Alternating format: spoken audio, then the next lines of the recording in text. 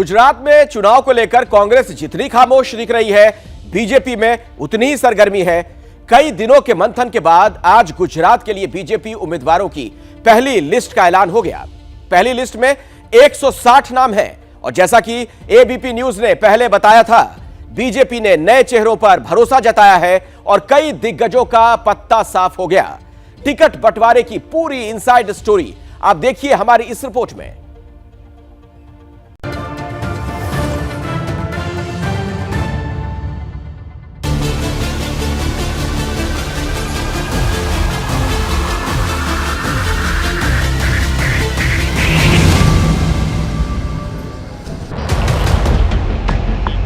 पहली लिस्ट में 160 उम्मीदवार, 38 विधायकों का पत्ता साफ, 4 मौजूदा मंत्रियों का भी कट गया टिकट। गुजरात चुनाव में बीजेपी ने ऐसी इंटरनल सर्जिकल स्ट्राइक की कि खलबली मच गई।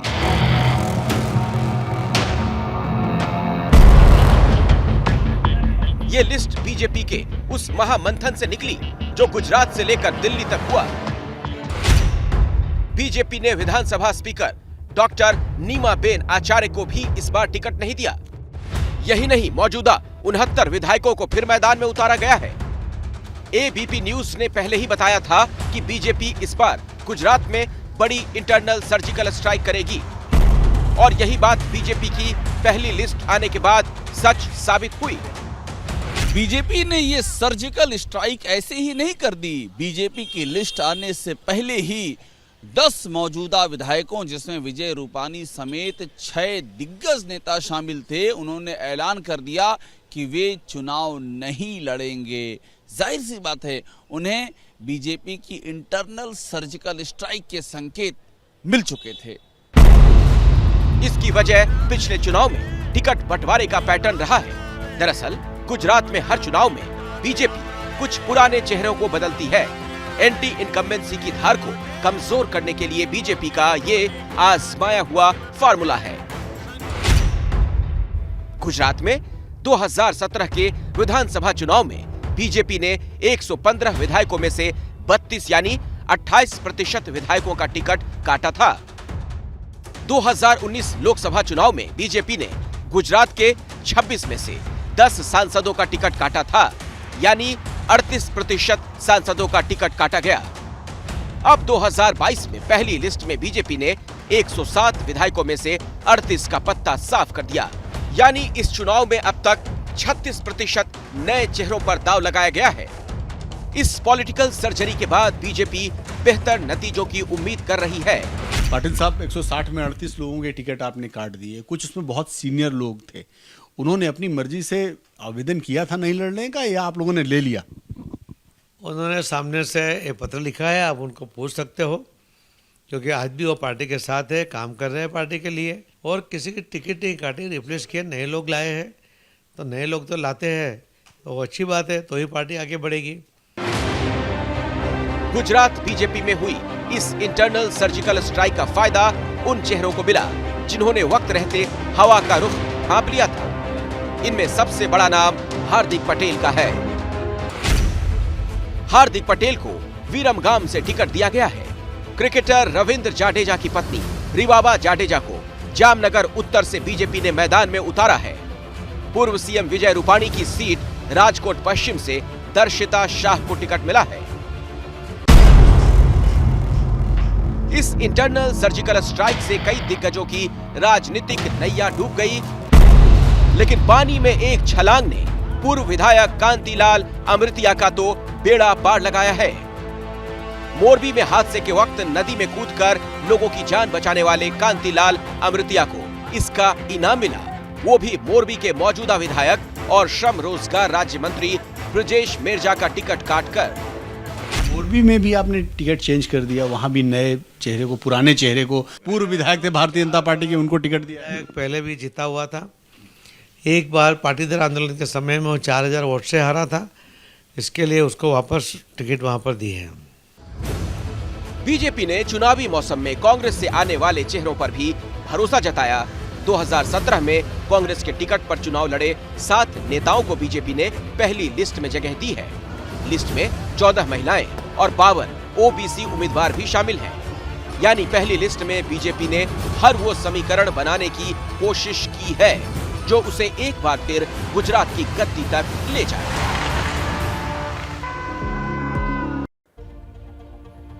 देखिए, गुजरात का चुनाव क्वार्टर फाइनल की तरह है। 2024 लोकसभा चुनाव से पहले अगले साल कई राज्यों में विधानसभा चुनाव होने हैं जो सेमीफाइनल की तरह होंगे। मध्य प्रदेश में शिवराज सिंह चौहान ने चुनाव की तैयारी अभी से शुरू कर दी। पिछले चुनाव में कांग्रेस के हाथों मात खा गए शिवराज सिंह इस बार धर्म वाला ब्रह्मास्त्र लेकर तैयार हैं। आपको दिखाते हैं संवाददाता ब्रजेश राजपूत की ये एक्सक्लूसिव रिपोर्ट।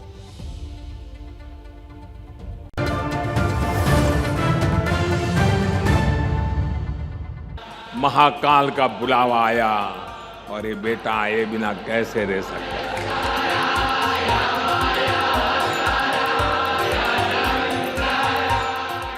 महाकाल महादेव, महाकाल महाप्रभु, महाकाल महारुद्र, महाकाल नमोस्तुते। महाकाल लोक का पहला चरण पूरा हो चुका है। दूसरे दौर का काम शुरू होने जा रहा है।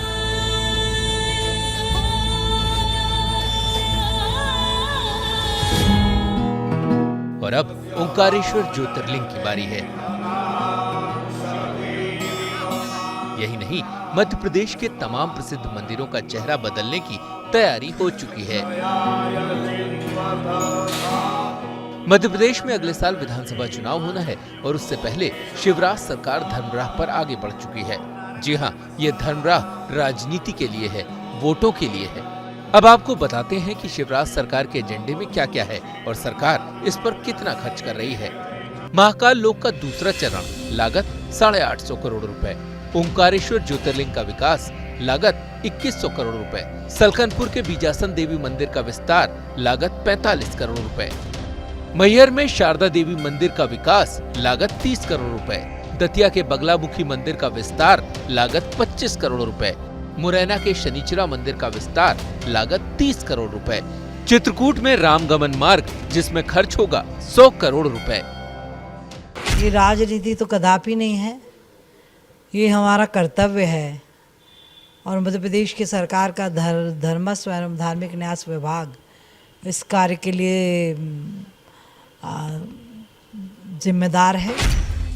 शिवराज सरकार सिर्फ धार्मिक स्थलों का विकास ही नहीं करा रही, बल्कि चुनाव से पहले इन स्थलों पर बड़े बड़े आयोजन भी करने जा रही है। शंकराचार्य की मूर्ति की आधारशिला रखने प्रधानमंत्री ओंकारेश्वर आ सकते हैं और चुनाव से पहले ही ये मूर्ति स्थापित कर दी जाएगी। जो प्रतिमान समाज को शिक्षा देते हैं धर्म के मार्ग पर चलने की, अर्थात सत्य के मार्ग पर चलने की, अर्थात कर्तव्यपरायणता के मार्ग पर चलने की, उन प्रतिमानों की स्थापना होनी चाहिए। और भारतीय जनता पार्टी डंके की चोट पे उसकी सरकारें भी और संगठन ही उस दिशा में काम कर रहे हैं। तो क्या मध्य प्रदेश चुनाव में शिवराज सिंह चौहान को धर्म का ही आसरा है? जो गुड गवर्नेंस की जो बात करती रहती थी सरकार और अच्छे प्रशासन और अच्छे निर्णय के बल पर वापस सत्ता में आने की बात थी, मुझे लगता है वो जो इनका ऑब्जेक्टिव या इनका जो मुद्दा था वो धीरे धीरे पिछड़ता जा रहा है और इसीलिए अब धर्म की राजनीति की तरफ ज्यादा बढ़ रहे हैं। बीजेपी धर्मराह पर आगे बढ़ रही है तो कांग्रेस भी पीछे नहीं है।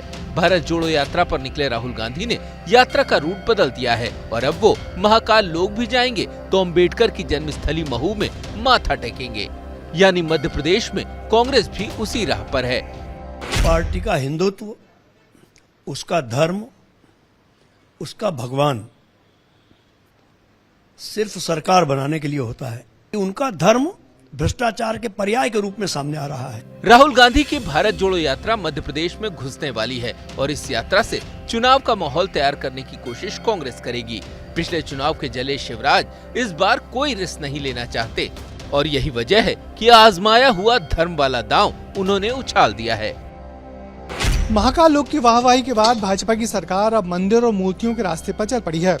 सरकार से जुड़े लोगों का मानना है कि विकास के साथ साथ जब तक धर्म का तड़का नहीं लगेगा तब तक आने वाले साल में यानी कि 2023 में मध्य प्रदेश विधानसभा चुनाव पार्टी के लिए आसान नहीं होगा। कैमरामैन होमेन देशमुख के साथ ब्रजेश राजपूत, एबीपी न्यूज, भोपाल।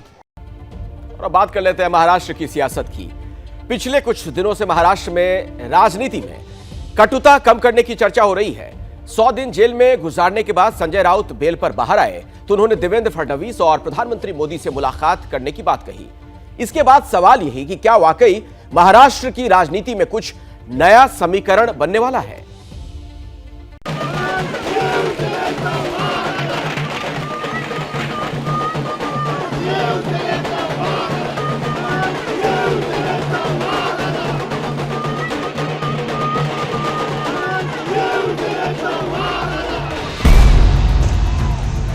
ढोल नगाड़ों और आतिशबाजी का शोर थमा तो बारी थी बयानबाजी की।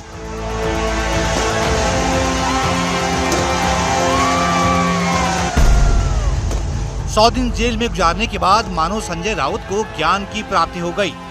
जेल जाने से पहले तक अपने तीखे बयानों, अपने ट्वीट से जिस बीजेपी और उसके नेताओं को राउत कोसा करते थे, आज उन्हीं नेताओं के लिए संजय राउत के सुर बदल गए हैं।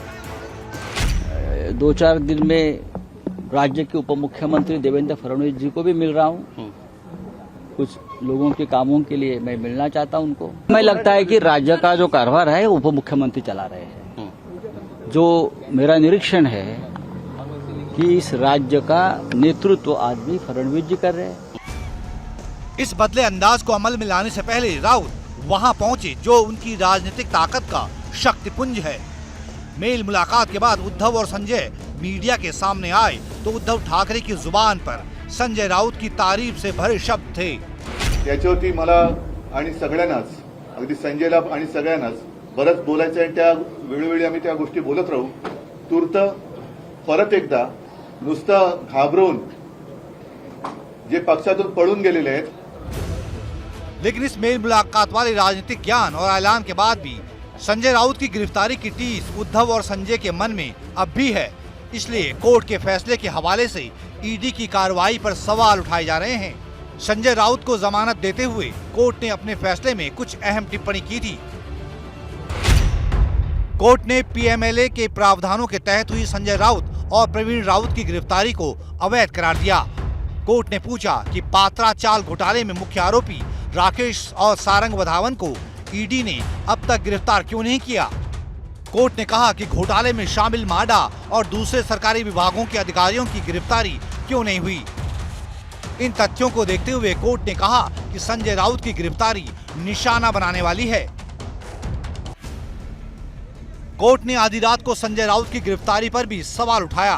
कोर्ट की इन टिप्पणियों के बाद अब फिर केंद्र की सरकार उद्धव के निशाने पर है। पण एक नक्की की आजपर्यंत या केंद्रीय यंत्रणेचा दुरुपयोग करून अनेक पक्ष फोडले गेले, अनेक पक्ष फोडण्याचा प्रयत्न केला जातो आहे।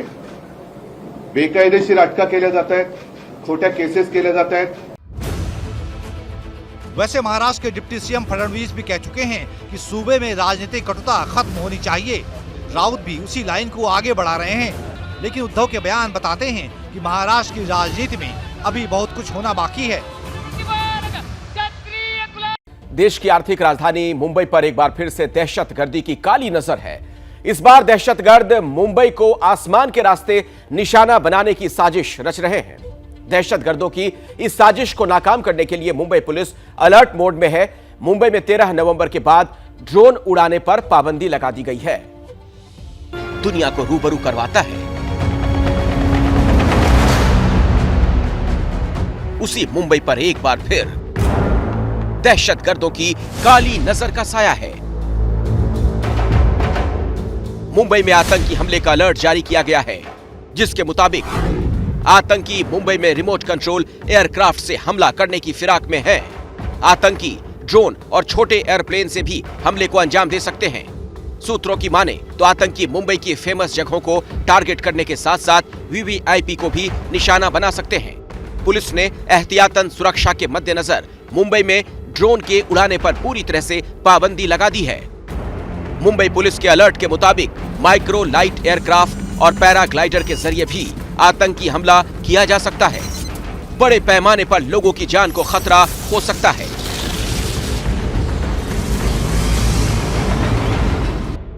धमकी के बाद से ही मुंबई की सुरक्षा व्यवस्था चाक चौबंद कर दी गई है।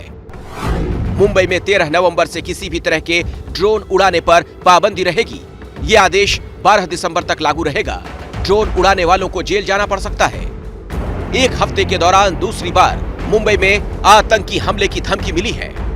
इससे पहले 4 नवंबर को मुंबई पुलिस को कंट्रोल रूम में हाजी अली दरगाह पर आतंकी हमले की धमकी मिली थी, जिसके बाद भी पुलिस ने अलर्ट जारी किया था। इस बार भी धमकी को सीरियसली लिया जा रहा है, क्योंकि मुंबई हमेशा से दहशतगर्दों के निशाने पर रही है। 2 दशक के दौरान आतंक के सबसे ज्यादा जख्म मुंबई ने ही झेले। जब से इलॉन मस्क ने ट्विटर को खरीदने का ऐलान किया, तभी से यह डील विवादों में रही। अब मस्क ट्विटर के मालिक हैं, फिर भी विवाद उनका पीछा नहीं छोड़ रहे हैं। मस्क ने सऊदी अरब के निवेशकों से जो पैसा लिया है, उसे लेकर अब अमेरिका में नई बहस छेड़ दी गई है। तो क्या सऊदी से यारी मस्क को भारी पड़ सकती है?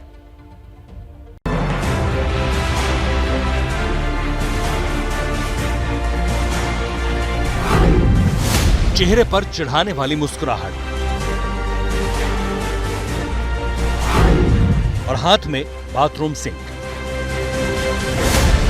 दुनिया के सबसे अमीर शख्स एलॉन मस्क इसी अंदाज में ट्विटर खरीदने के लिए सैन फ्रांसिस्को के हेडक्वार्टर में पहुंचे थे। लेकिन 2 हफ्ते में ही मस्क की ट्विटर डील पर संकट का साया मंडराने लगा है। इस डील में मस्क के सऊदी वाले शेखों का पैसा अमेरिकी राष्ट्रपति बाइडेन को खटक गया है। Musk is a threat to U.S. national security, and should the U.S. and with the tools you have investigate his joint acquisition of Twitter with foreign governments, which include the Saudis? I think that Elon Musk's cooperation and/or technical relationships with other countries is worthy of being looked at. Whether or not he is doing anything inappropriate, I'm not suggesting that. I'm suggesting that it's worth being looked at. राष्ट्रपति Biden ने माना कि Musk के विदेशी investors से रिश्ते जांच करने लायक तो हैं। बाइडेन का बयान मस्क की चिंता बढ़ाने वाला है। एलॉन मस्क ने $44 बिलियन में ट्विटर डील की। ट्विटर खरीदने के लिए मस्क ने ज्यादातर पैसे खुद ही अरेंज किए, लेकिन रिपोर्ट्स के मुताबिक डील में $7.1 बिलियन इक्विटी निवेशकों ने भी लगाए हैं। इन निवेशकों में सऊदी अरब के प्रिंस अल-वलीद बिन तलाल और कतर का वेल्थ फंड भी शामिल है। अब 2 अमेरिकी सांसदों ने ट्विटर डील की जांच की मांग उठाई है। खासतौर से डील में सऊदी अरब की हिस्सेदारी पर सवाल उठाए जा रहे हैं। अब ये जानने की कोशिश करते हैं कि आखिर इसकी वजह क्या है। सऊदी अरब जो है वो तेल निर्यातक देशों के एक संगठन ओपेक प्लस का अध्यक्ष है। ओपेक प्लस ने नवंबर से तेल उत्पादन में रोजाना 20 लाख बैरल की कटौती करने का फैसला किया। कटौती के फैसले के बाद से ही अमेरिका और सऊदी अरब के रिश्तों में दरार आ गई। अमेरिका का कहना है कि कटौती से रूस को फायदा पहुंचेगा, इसलिए सऊदी अरब से कटौती का फैसला बदलने को कहा। सऊदी अरब ने साफ इनकार कर दिया। इसके बाद अमेरिका से मांग उठने लगी कि सऊदी अरब को दी जाने वाली मदद रोक देनी चाहिए। जवाब में क्राउन प्रिंस मोहम्मद बिन सलमान के चचेरे भाई प्रिंस सऊद अल शालान ने अमेरिका को जिहाद तक की धमकी दे डाली। Anybody that challenges the existence of this country and this kingdom, all of us, we are projects of jihad and martyrdom. That's my message to anybody that thinks that he can threaten us. यहीं से America और Saudi अरब में तनातनी बढ़ गई। America और Saudi अरब के इसी झगड़े का साया मस्क की ट्विटर डील पर पड़ता दिख रहा है। अमेरिकियों को लगता है कि मस्क की सऊदी शेखों से यारी मुल्क से गद्दारी है। धरती से हजारों किलोमीटर दूर आसमान में इस वक्त भयंकर उथल पुथल चल रही है। इस उथल पुथल का केंद्र है सूरज। सूरज गुस्से में है और इसकी वजह से अंतरिक्ष में सौर तूफान उठ रहे हैं। ये सौर तूफान और सूरज का गुस्सा धरती के लिए खतरे की घंटी बजा रहा है। रिपोर्ट देखिए।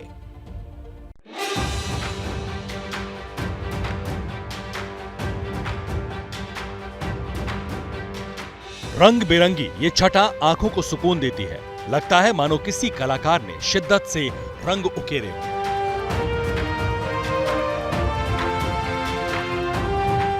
लेकिन आसमान में फैला ये इंद्रधनुष अंतरिक्ष से अनहोनी का अलर्ट है।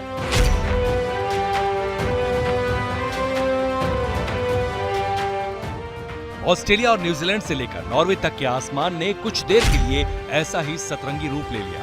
अचानक आसमान का रंग बदलता देखकर लोग डर गए थे। सोशल मीडिया पर खूब अफवाहें भी उड़ने लगी, लेकिन बाद में वैज्ञानिकों ने बताया कि ये एक खगोलीय घटना है। लेकिन ऐसा क्या हो गया कि अचानक आसमान गुलाबी हो गया? सूरज पर पिछले काफी वक्त से लगातार सौर विस्फोट हो रहे हैं। इस वजह से अंतरिक्ष में सौर तूफान उठ रहे हैं। हाल ही में एक बहुत बड़ा सौर तूफान अंतरिक्ष में फैला था। इस तूफान की चपेट में पृथ्वी भी आई। न्यूजीलैंड और ऑस्ट्रेलिया में इसका असर देखने को मिला। कुछ देर के लिए रेडियो ब्लैकआउट हो गया था।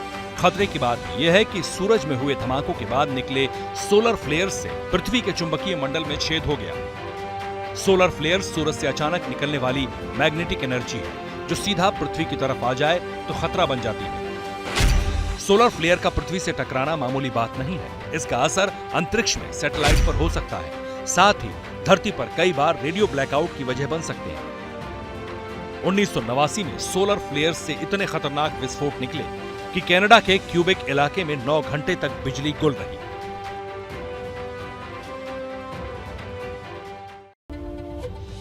आज हमने आपसे ट्विटर पर सवाल पूछा था कि आपको क्या लगता है, गुजरात में राहुल प्रियंका ने अब तक प्रचार ना करके हार मान ली है? 60% लोगों ने कहा हां, जबकि 40% लोगों ने ना में जवाब दिया है। जैसे ही घड़ी का काटा दोपहर 2:30 पे आए, बबीता जी का दिल सास बहू साजिश के लिए मचल जाए। और ये है इनकी बहू, पूरे दिन ऑफिस की टेंशन हो जाए गॉन जब ये करें अपना फेवरेट शो फ्री टाइम पे ऑन।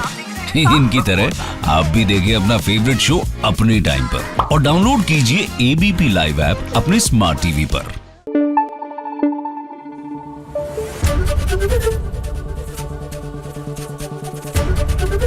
एबीपी न्यूज आपको रखे आगे।